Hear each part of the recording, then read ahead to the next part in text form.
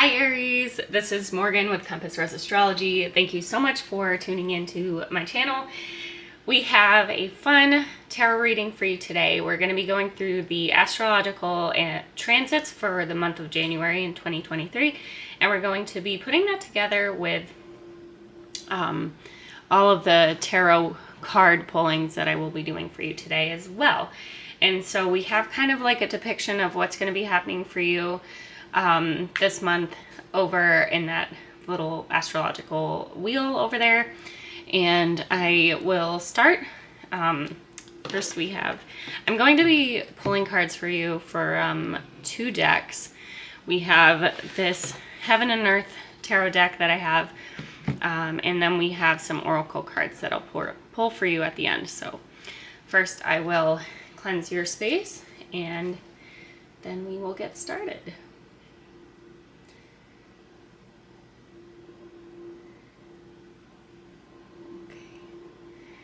Thank you for all the messages that come through. Let them be clear and helpful and supportive and full of love and healing for Aries this month of January 2023. Okay. So we will let that go. And now let's just jump right in.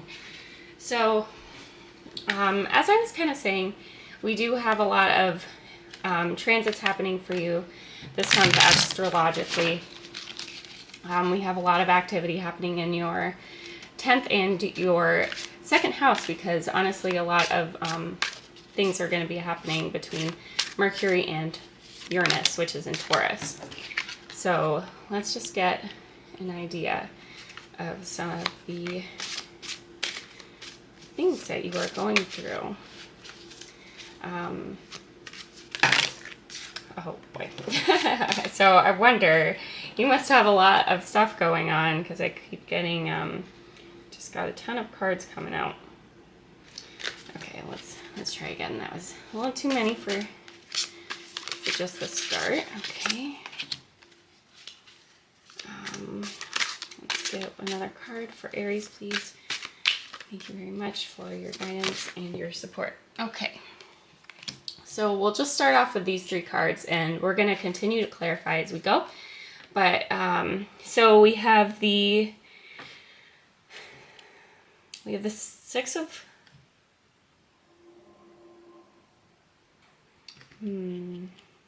let's see. So we have the 9 of Cups here for you. We have the King of Pentacles and we have the Knight of Wands. So typically what I'm seeing here, let's just move this a little bit, sorry. What I'm seeing here is that you've had this feeling of kind of maybe abundance recently. Something has gone right for you, I'm seeing. Oh, especially with everything happening in your 10th house. So I think maybe there was this massive change that happened in that area of your life, and it has actually led to this feeling of a bit of fulfillment. This is a really strong beginning for you, Aries. Yeah, especially with what we have Dominion at the bottom. So I'm seeing a lot of contentment and a feeling of maybe kind of like finding your home, finding balance in where you are right now. And there's a lot of kind of ignition and fire in your step here that's letting you move forward and letting you take the reins of what you are working on. And I think that this has been a huge catalyst kind of to your life, I think. Especially with Pluto up here, we have just this air of a huge, massive change that has led you down this path of actual fulfillment, success, and kind of like wealth and abundance here. And it might not be monetary wealth, but it could be a real sense of like spiritual fulfillment. I do see a lot of monetary wealth, especially with a King of Pentacles. Maybe you came into something that, let's see, that really speaks to your, I want to say your roots, especially with Mars down here, which is your ruler. So we have Mars in your third house. So that really pertains to a lot of like your actual roots and your foundation as a person. It also is the house of siblings. So I'm wondering if like maybe you have siblings or friends that are like family to you that have led you to this really, or that you found within this really prosperous area of your life. This is really nice, Aries. I'm really happy to see how this has started for you. And if you're not feeling that way right now, it's definitely happening for you in the future. So don't worry. I feel like with Pluto in your 10th house and Mars being retrograde right now and then moving forward for you, I think we're going to be having that sense of change for you, for sure. Oh my gosh. Wow, Aries. Okay, so then we have the Strength card, the Sun card, and Seven of Swords. That's really incredible. Wow. And then at the bottom we have Queen of Swords, excuse me. So you're really coming into your own here. And I think this is more of like a personal part of you as well. And oh, dude, I bet that has everything to do with Jupiter in the first house. Like you're really gathering yourself here and you're really taking the reins and becoming, let's say the word is really content with who you are and being who you are. I feel like in the past, maybe this has not been the case. Maybe you've been criticized for being a certain way or for acting a certain way or for wanting certain things. And instead, you're actually having that kind of wherewithal to be true to yourself. And it's really, really going to lead you into something that provides a lot of self-worth and self-love that you can carry into your everyday life, whether that's work or relationships, and having that sort of like contentment and peace within yourself, especially with the Strength card. So this is the card of Leo, but it really is the card of having self-love and self-strength and like becoming one with all aspects of yourself. It's finding peace and contentment within all the sides, even like the kind of nasty sides that maybe people don't want to see or you didn't want to acknowledge. It's not making that your personality. It's not allowing yourself to be victimized. It's not allowing all your weaknesses to guide your actions or your fears. It's really coming to terms with them, acknowledging them, knowing that they exist and that they are a part of you, and allowing them to be a part of you without allowing them to define you. And that's really, really wonderful. And this is going to lead to really true happiness. And I think that sometimes this gets a little bit lost in translation. Like, yeah, you can have that material success that you've really wanted and that you're like really going for out there. And that's what you do have, Aries. You're succeeding and you're finding that good path that will bring you absolute abundance and happiness and success. But this is also really about truth and honoring yourself. Especially we have all of the zodiac signs here, and the zodiac wheel is basically like a wheel of progression, right? We have Aries, which is the first sign. It's the sign of the spring equinox. And it's basically the beginning of the zodiac, and that's what you are, but you're embodying all of the signs. You're finding wholeness in who you are and what you've gone through. And that really will provide you the happiness that you seek, in addition to all of this material abundance that is coming for you. And you might be seeing this card and thinking like, oh no, what does that mean? But we have the Seven of Wands, or excuse me, the Seven of Swords. But, I think we're going to get a cat in the picture. I think he's supporting you all the way, Aries. But, so with the Seven of Swords, in this deck, it is called Unstable Effect. But I really don't think that means anything about you. I feel like possibly there was this feeling of like, in order to move forward, you had to leave some things behind, or you had to be a little bit selfish. That was your perspective, right? Like, you're like, oh, I have to do this for me, so it's going to be selfish. It might not make everybody else happy. But, you know, in all truth, it's not a matter of selfishness or unselfishness. Or, it's just a matter of doing what is right for your life, you know. It's not personal to other people. There's sometimes you have to put yourself first, and that is what I'm seeing here. And especially we have, so this is the card that's signified by Venus, and you have Venus in your 11th house right now, along with Saturn. So I'm wondering if like maybe there was like some sort of a long-term relationship that maybe it doesn't even have to be like a part, like a like love, passionate relationship, I guess. It could be a friendship, could be partnership, something like that might not have been giving you what you needed in return.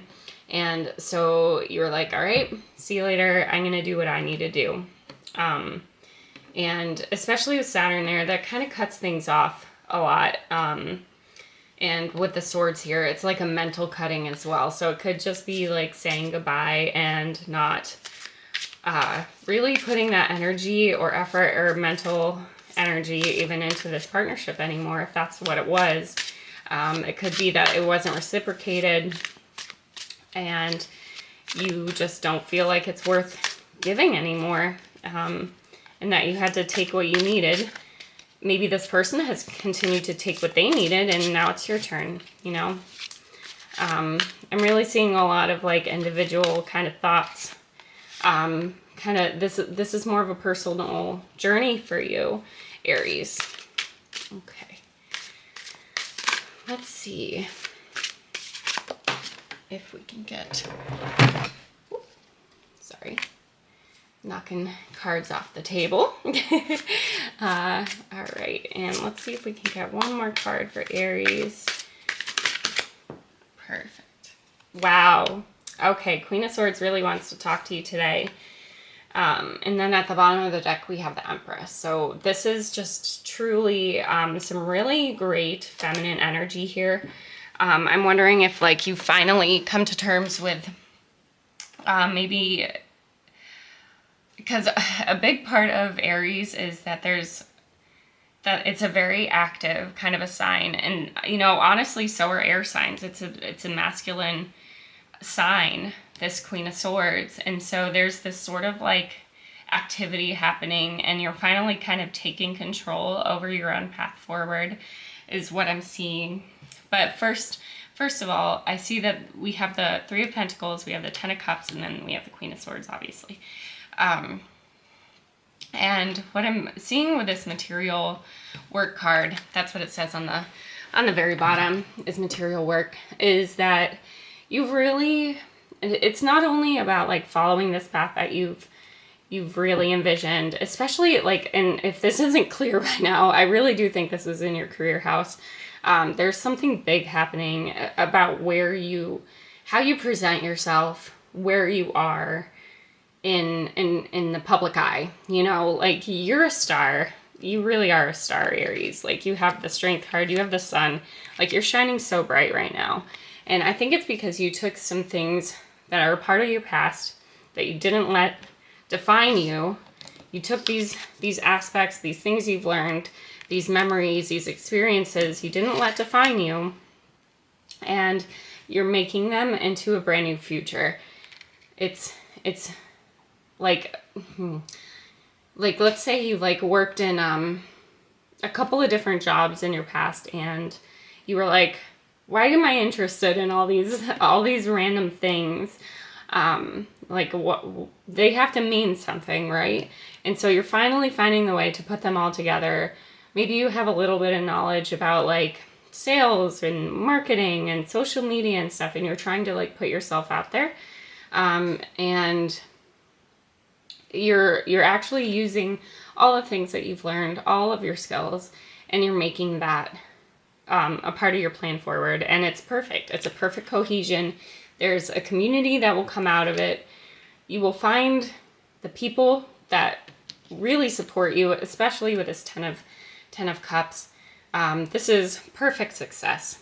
You know, like you've really found the way forward, and you will find the people that support you, you know, people that you don't have to like be selfish with. Like, they're going to think of you as well. Not that you are selfish, but just they won't make you feel that way, you know. Not that people can make you feel certain ways, like you're in complete control over your emotions. I know that, Aries. But you will find people that will not inspire those feelings in you, basically.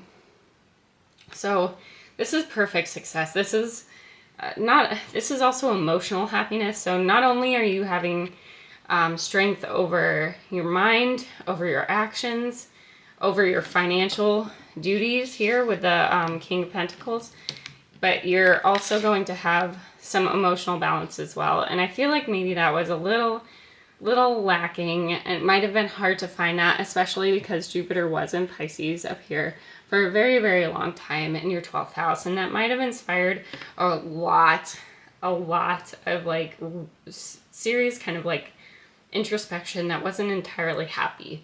Like, it might have just been a lot of kind of feelings of isolation, and you will be coming out of it now, Aries. You have this wonderful, wonderful Ten of Cups. I really think that bodes so well for you. And the Queen of Swords is just going to cut away the things that you don't need. She knows herself. You know yourself. This is truly a really, really inspirational reading. And I'm so happy that these cards came up for you. Like, what a beautiful month you have ahead of you. I'm really happy for you, Aries. This is so cool. Okay, so let's get one last oracle card for you. Actually, two came out for you, so we'll do those. So you have the Dog, Loyalty, and Salmon. You got Wisdom. Okay, and I will, excuse me, trying to reach around cats. So I'm going to read these to you from this book. So I have the Winter Seer Animal Companion book, and I can interpret these however you want, but I really love the write-ups they have in this book. And I really love this deck. It's inspired by Celtic and Norse mythology, which is a part of my heritage and a part of what I practice. So I really think that these cards really speak really well to my kind of tarot reading. So here we have the Dog, which the keywords are loyalty, protection, companionship, and guidance. The dog has been a loyal guardian, friend, and helper to humans throughout history. No animal is more intimately tied to the business of our daily lives than our faithful canine companions. Folk tales are full of dogs cast in the role of warrior and guardian. Many of the most famous folk heroes were accompanied by dogs who were important enough to be memorialized. For example, King Arthur's dog, Cabal, and Fionn. Well, not only do you have dog, but we also have a cat trying to get in your video, so I apologize for that. Maybe that's a little something too, like independence. And let's see, and Fionn Mac, can't pronounce that word, her dog, Bran. Dogs are common figures in Celtic myth. The Celtic goddess Nehelenia, protector of sailors, merchants, and travelers, is always depicted with a large watchdog at her feet. Dogs are intimately tied to the unseen realm and were said to be able to see fairies, whom they scared off by howling at them. Ghost dogs are a common theme in much of folklore. In Ireland, these dogs are most often spectral black hounds that only emerge at night. In Norse mythology, the gates of the underworld are guarded by the wolf dog Garmr. In a reading, the dog represents loyalty, friendship, and connection. This archetype may be helpful to focus on when we are navigating the complexities of our relationships with others. We are encouraged to find ways to be of service in our communities, and we are called on to exhibit the best traits of this animal, devotion, and a loving nature. You may see this card when you are questioning the loyalty of others or when you are examining your own ties to a particular person, organization, or effort. Like, what did I say, Aries? That's so funny. It's just echoing the same sentiments that I had before about community and finding your way forward and finding the people that really listen and resonate with you. And next, we are going to talk through salmon, which is wisdom. And the key words are inspiration, secret knowledge, physical and mental health, robustness, and abundance. Salmon often appear in Celtic, Norse, and early Christian lore. The raven is perhaps the only other creature that occupies such a primary place in these northern mythologies and systems of belief. In Irish folk stories, drowned people were said to appear as black salmon. The fish shows up as several important legends associated with long life and knowledge. These salmon acquired immense wisdom from feeding on nuts from 9 sacred hazel trees growing around the Well of Wisdom. These trees granted both knowledge and poetic inspiration. As the trees dropped ripe hazelnuts, a purple wave rose in the water where it was said that the salmon would swim and feed. Each time they ate a nut, a red spot appeared on their skin. If you were to eat one of these spotted fish, you would gain the gifts of knowledge and poetry. And let's see. And then in a reading, the salmon is symbolic of our journey through life and toward wisdom. Like the life cycle of the salmon, our own path often requires a return home. In youth, we may be eager to leave things behind that seem to belong in the past in preference of the excitement of the future. In time, however, we all learn that the past is something we each carry with us to truly come to a place of understanding of ourselves and others. We need to be willing to examine our origins with an open heart and open mind. True wisdom comes from compassion and acceptance. While we can acquire knowledge through work and learning, wisdom is not acquired but embraced. It is a gift that life gives those who are willing to receive it. The salmon reminds us to connect with the childlike energy of our early selves and be open to happiness and new experiences. I think that's absolutely beautiful, Aries. I'm so happy that we did this reading for you. It's really perfect, and I think it exemplifies all the things that are going on in your life, and I really hope that this resonates with you. Please go ahead and comment and let me know if any of this kind of makes sense to you, if you have anything else that you want to add. And I look forward to our next reading. All right, bye.